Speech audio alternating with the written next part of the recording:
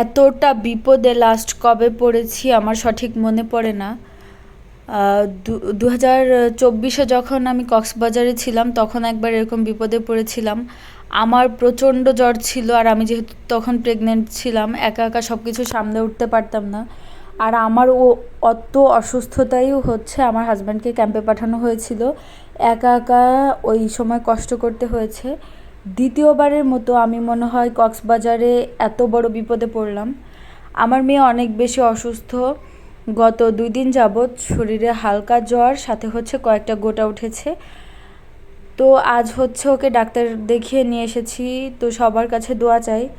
তো বিপদে পড়ার কারণ হচ্ছে আমার বাবুকে অসুস্থতার সময় কখনোই হচ্ছে আমি একা দেখাশোনা করি নাই, সবসময় ওর দাদি নানি বা হচ্ছে বাবা, সবার পরিবারের সবার সাহায্যের মাধ্যমে হচ্ছে আমি ওকে লালন পালন করেছি। এই প্রথমে আমার ওকে একা দেখাশোনা করতে হবে।